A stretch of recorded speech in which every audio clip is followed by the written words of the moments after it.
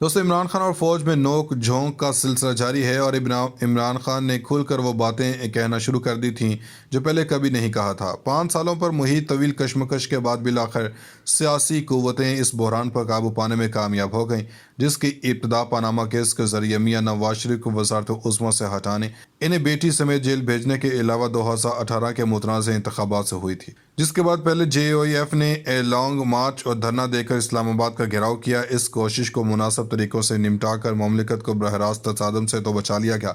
लेकिन सियासी तनाव बदतरीज बढ़ता रहा। यह सब कुछ ऐन उस वक्त पेश आया जब अमरीकी फोर्सेस अफगानिस्तान से इनखला के मराहिल अबूर कर रही थी।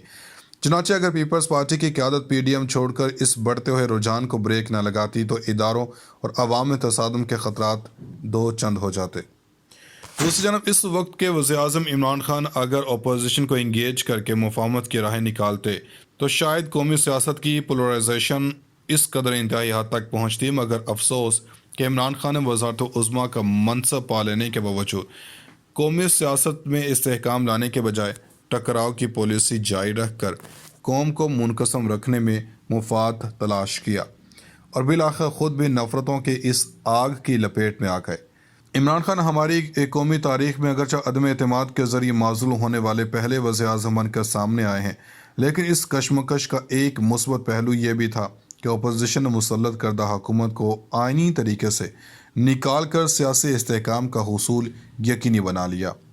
अगर अपोजिशन भी इमरान खान को हटाने के लिए गैर आइनी और फसाई हथकंडे इस्तेमाल करती तो फसाद मज़ीद बढ़ जाता। उम्मीद है कि आइनी अमल के ज़रिए मुतहरिक होने वाली ये पेशरफ्त बहुत जल्द हमारे इज्तमाई दुखों का मुदावा कर लेगी। इसमें भी कोई शक नहीं कि इमरान खान अपनी इख्तिताद तबाह की बदौलत अपने इत्तेहादियों की हिमायत खो बैठे थे, लेकिन हुकूमत के ज़वाल की बुनियादी वजह इक़्तिसादी पॉलिसियों की नाकामी थी।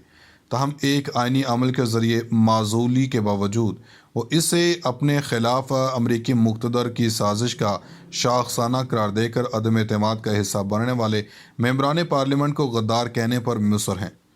चुनांचे बाज़ तज्ज़ियाकार नहायत बारीक बेनी के साथ इनके इस बयानिए के अमरीका के साथ पाकिस्तान के ताल्लुकात और मजमूई तौर पर मुल्क के मुस्तकबिल पर पड़ने वाले असरात का जायज़ा लेने में मशगूल हैं।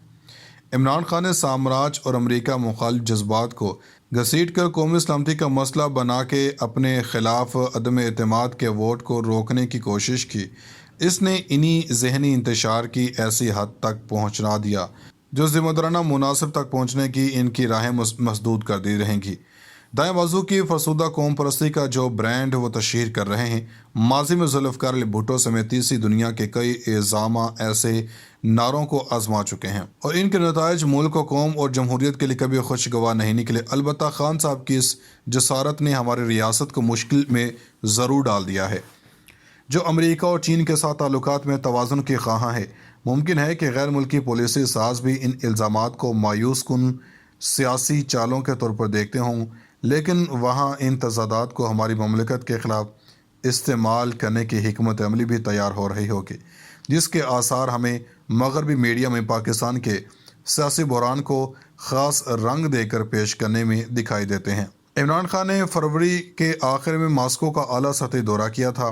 ताकि रूसी तवानाई के ज़खायर से इस्तेफ़ादा किया जा सके और इसके मनसूबाबंदी रूस के यूक्रेन पर हमले से कबल की गई थी, लेकिन अपने खिलाफ एतमाद की तहरीक की तैयारियां देखकर इन्हें इसी हसास दौरे के इस्तेसाल की सूची।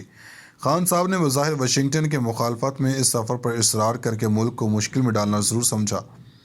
इस्लामाबाद डायलॉग में यूक्रेन के बारे में अस्करी क़यादत के बयानात का मकसद वाज़ेह तौर पर रूस के लिए दरवाजे खुले रखने के बावजूद अमरीका को इंगेज रखना था, लेकिन खान साहब इस मामले को कोई और रंग देने की लाइन पर चल निकले। हमें उम्मीद है कि नए वज़ीर-ए-आज़म शहबाज शरीफ मुमकिन तौर पर रूस से राब्तों जैसे पेचीदा मामलों में उलझने के बजाय इन कांटेदार मसाइल को मुतलका फोरम्स के सुपुर्द रखेंगे। अफ़गानिस्तान से अमरीकी इनखला के बाद अमरीका और पाकिस्तान के ताल्लुकात नागुज़ेर सतह पर तो जारी रहे, लेकिन पिछले 2 सालों से इसमें आला सतही इंगेजमेंट मादूम रहे।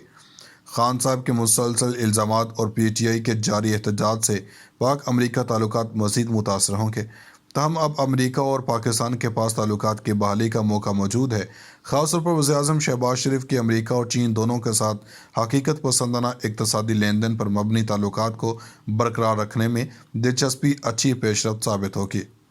عام خیال یہی ہے کہ تحریک عدم اعتماد میں اداروں کی جانب سے ہر ممکن غیر جانبداری برتی گئی، مگر تحریک انصاف کی طرف سے اس پالیسی پر سخت تنقید کی گئی، جس سے اس کے سیاسی مخالفین نے اداروں کو سیاسی امور میں گھسیٹنے کی بھونڈی کوشش سے تعبیر کیا۔ ادھر ادھر سے مدد نہ ملنے کے بعد مایوسی کے عالم میں خان صاحب نے اپنی حکومت کی تبدیلی کی سازشی بیانیے کا سہارا لے کر عدم اعتماد کے ووٹ کو روکنے کی کوشش میں اداروں سے مزید دوری اختیار کر لی۔ گو کہ خان صاحب کی حمایت سے پیچھے ہٹنے کی کئی دیگر وجوہات بھی ہوں گی، جن میں پہلی پی ٹی آئی کے طرز حکمرانی بارے فکر مندی تھی، پھر خارجہ پالیسی پر اختلافات کا تعصب بھی ابھر کر سامنے آتا رہا۔ مقتدر امریکہ اور روایتی حریف بھارت کے ساتھ تعلقات میں توازن چاہتی ہے تاکہ اسٹریٹجک چیلنجز اور معاشی پریشانیوں سے بچا جا سکے۔ اب یہ شہباز شریف حکومت کا امتحان ہے کہ وہ معاملات کو کس طور پر آگے بڑھاتی ہے۔ میرے خیال میں ہماری حقیقی قومی آزادی افغانستان سے امریکی فورسز کے انخلا کے بعد ممکن ہوئی۔ اگست 1947 میں ہمیں ایک مملکت تو مل گئی، لیکن دوسری جنگ عظیم کے دوران ہی برصغیر پہ امریکہ غلبے نے نوزائیدہ مملکت کو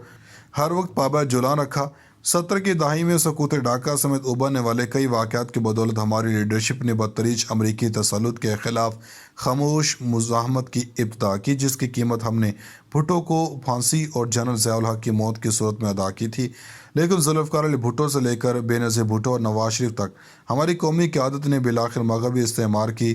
خونے پنجوں سے مملکت کو نجات دلانے میں کامیابی پا لی۔ یہی وجہ ہے کہ یہ ہماری سیاسی تاریخ کا پہلا موقع تھا کہ کسی وزیر اعظم کو خارجی عوامل کے بجائے عدم اعتماد کے ووٹ کے ذریعے ہٹایا گیا۔ سیاسی بحران کا آئینی حل اس بات کا ثبوت ہے کہ امریکی ساختہ نظریہ ضرورت کے تحت بغاوتوں کا زمانہ ہمیشہ کے لیے لد چکا ہے، جس کے بعد پہلے جے او ای ایف نے لانگ مارچ اور دھرنا دے کر اسلام آباد کا گھیراؤ کیا۔ اس کوشش کو مناسب طریقوں سے نمٹا کر مملکت کو براہ راست تصادم سے تو بچا لیا گیا،